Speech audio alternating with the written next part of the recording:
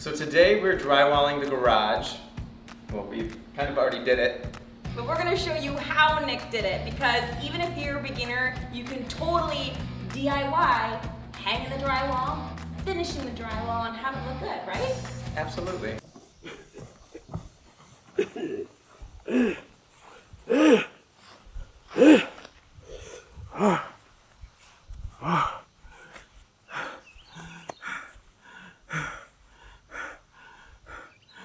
These DIYs, man. Yeah.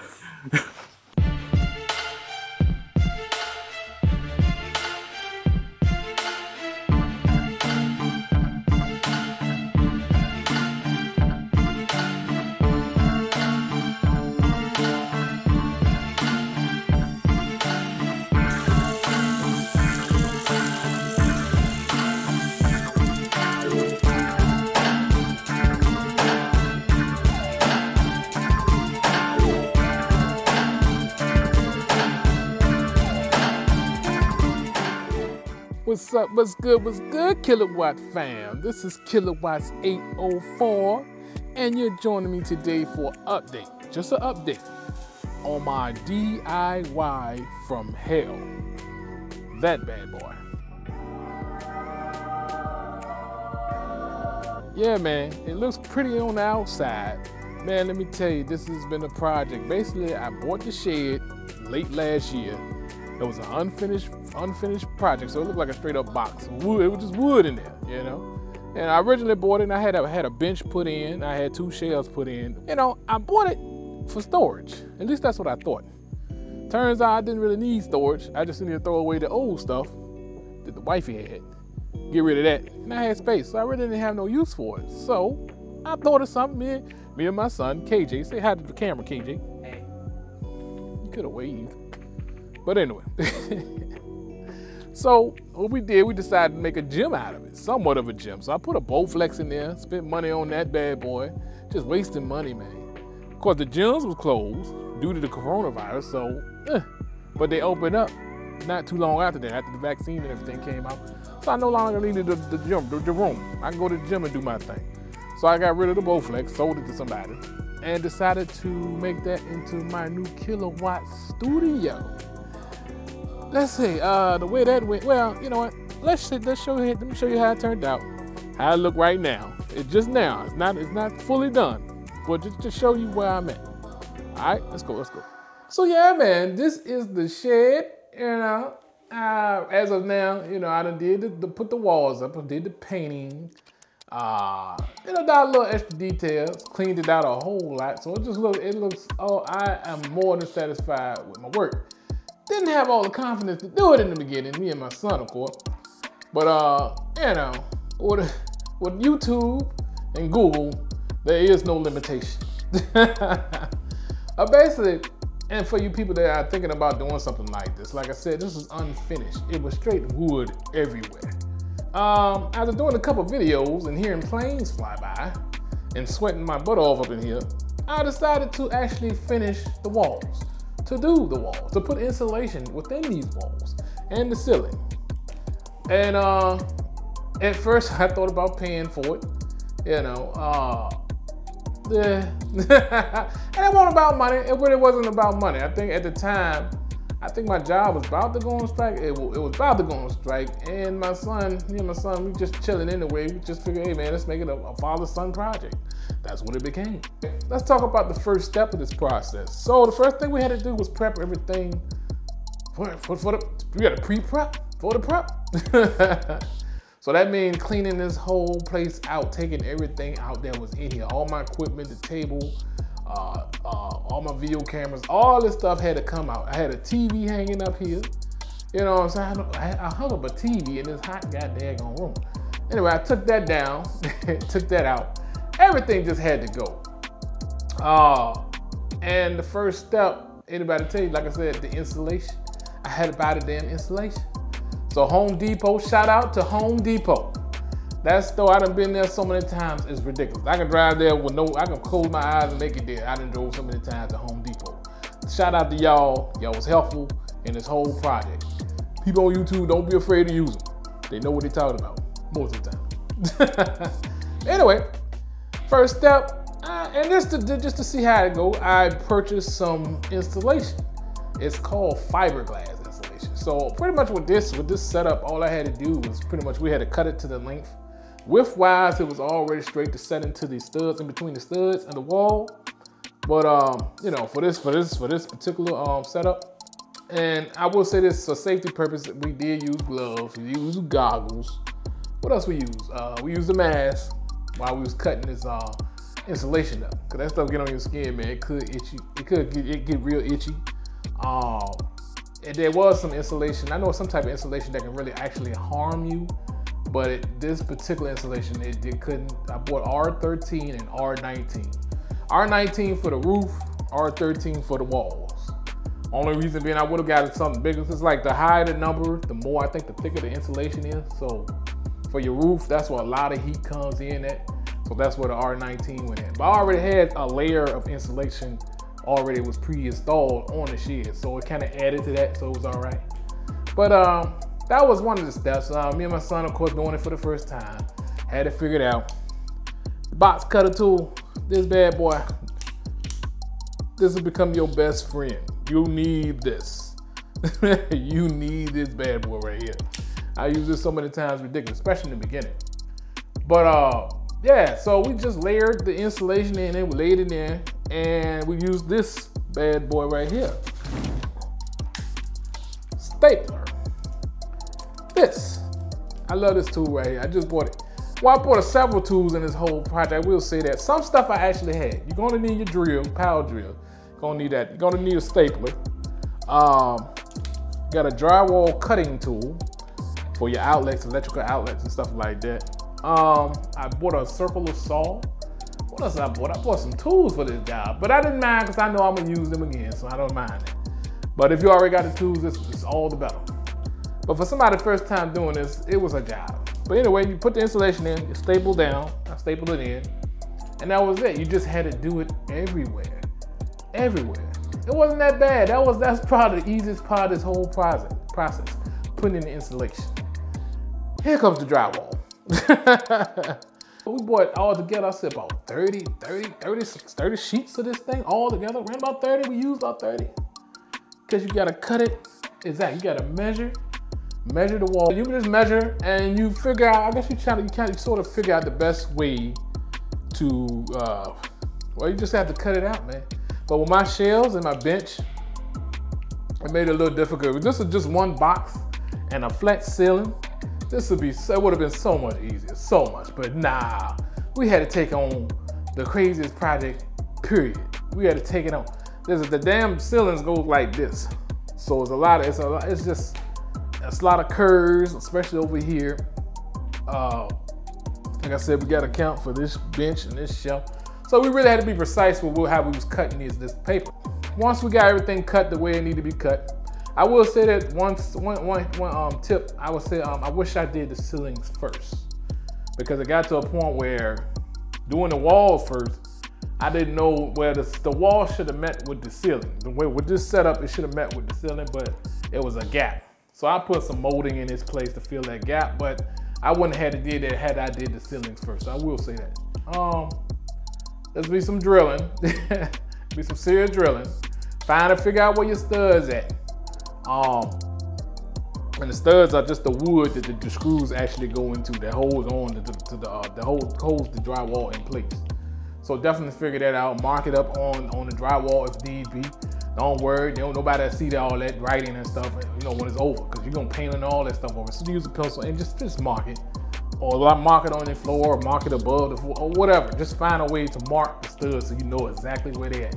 Because when you drill these damn screws, these drywall screws, you know what I'm saying, you don't want to have to deal with keep missing the stud. And there wasn't nothing but studs in this place. So that wasn't too bad. It took some time to get the hang of it, especially for my son. But a little experience, man, we got it straight. The ceiling, oh my God, man. Definitely don't do that alone. You'd be crazy to do that unless you're doing small pieces, in which case that'll take forever. I wasn't gonna do that, man. I took the whole 8x4, put them on the ceiling. I'm holding up, my son's screwing in the jump. And even then, you have to be careful because if it's too heavy, it'll just fall right through the goddamn screw. So So you gotta be real careful there. Use some tact when you do what you do. After putting the drywall up, we did the, oh man, was the mud and tape? You talking about, that was probably, out of this whole process, I don't like the paint, because you gotta be it's very tedious. It's a lot of prep work, and then just you can easily make a mistake. I can't stand painting, but when I painted this bad boy, me and the wifey, shout out to the wifey for helping me paint. But the worst part of this process I could not stand was, and the people on YouTube, man, y'all, they make it look so easy, I swear they do. Tape and mud. And basically what that is, you're pretty much, the mud you're using, you're covering up, you know, all the screws you done put in the drywall. You're covering up you're covering those up, those holes. Pretty much you're covering up all the cracks, holes, everything. You're joining the drywall with the tape. So what you do, you put a layer of mud onto that section, or both sections, and you put the tape to join those sections. You know what I'm saying? And there's a lot of apply, wait, apply and wait. There's a lot of that in this whole process. If done right, you're gonna have something special. It's gonna turn out right. Just take your time with it. Don't rush it. Now, there's different type of mud. Some people use that quick mud, quick dry mud and all this. But I just use the regular, the one in the green and white bucket that some people say don't use. I use that. You know what I'm saying? Because I don't want it dry too quick. I'm new at this. I don't need it to dry quick. Not doing this process. It takes some finesse with that. I seen people on YouTube videos, man, see how they do it, man. They make it look so easy. Just do this, do this. I'm like, nah, it took us some time. My son, he was just throwing mud. At the point, he just started throwing mud on the wall, man. I was like, yo, you gotta get out of here. But eventually, you pretty much gotta get you gotta join every piece of drywall. In them corners too, especially them corners. Now the tape is already got a crease in it. So all you do is just press down the crease, just press down the tape, fold the tape, press it down. And you pretty much set, and once you measure, you get pretty much set for the corners.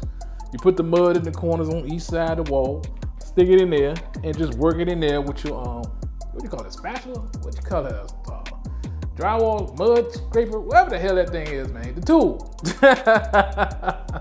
I'm sorry, y'all. I'm still learning the terminology for this type of work, man. But we got it done. God damn it, we got it done. Now, once all that was done, all the taping and mud, all that stuff was done. No, you know what? Mud was not the worst part of this whole thing. Sanding. Remember the sanding, KJ? Yes. Sanding was the worst part of this whole process. Because the thing is, if you put too much mud on the wall, you will be sanding like crazy. And when I say sanding, I mean you're getting something like this. Something like this. You put some 100 grit sandpaper on this thing, right here, that's what I use. And you're just, you're sanding the mud, because the mud done dried up. Pretty much, you know what I'm saying, is doing what it's supposed to do, but still you don't want the surface to be too lumpy, you know what I'm saying? You ain't gotta smooth it down to perfection where it's perfectly smooth, I don't think, anyway. But you gotta smooth all that down. There's some places, some areas in this junk, especially on this ceiling. I was sanding for a minute. The sanding process took us like, I think it took us like a week. Not because we couldn't do it earlier, it's just every time we came here, we just had to sand. So sand, that mess was everywhere. Fortunately, there's a shed. I opened up both the doors and the air can rush out. I had a wet dry vac, so I can vacuum anything that anytime it built up on the bench or the shelves or whatever, I just take it off. Or in the window, I take it off, you know, with that. But still, it's just a process, man. But that's what I was doing. I hated that process. You know what I'm saying? I hated that's all you're doing. You're going back. Well, you don't go back and forth. You're going like this, just sanding down. It works, it's effective, but that's all you're doing. Once you got all that done, you're pretty much set to apply what they call a primer. If you're putting up drywall, if you got to paint drywall, if you're putting up drywall, period. Remember, do not paint the drywall itself. Do not use a paint / primer or hybrid paint. Don't use that until you prime the walls and ceilings. And by primer, because the primer, it just makes it makes the paint, I guess it makes it more easy for the paint to adhere to the wall. And it just overall, that's what it does. So what we did, we took this primer and we did it like we did it like you would do paint. We had some paint, bought some paint brushes, bought the primer. I used about, I think we used 3 cans of primer over here. And we just started to layer it, roll the primer onto the walls. Now, you know, like all we doing is I had doubts about it all. You know what I'm saying? We're doing what we're supposed to do, I guess. But it worked out beautifully because when it dries, it looks just pretty much white like this. This is not paint at the bottom. This is white, this is a primer, this white primer. You know what I'm saying? Up here is paint, but this is white primer. I'm not putting nothing on there because I should save it for a future project, for the future of this project. But anyway, we're putting wallpaper on this joint. I'm not painting the bottom half, not because I can't do it, but I think they got some real interesting wallpaper that I can put on here, but you got to, even with wallpaper, you have to prime the wall. You have to prime it.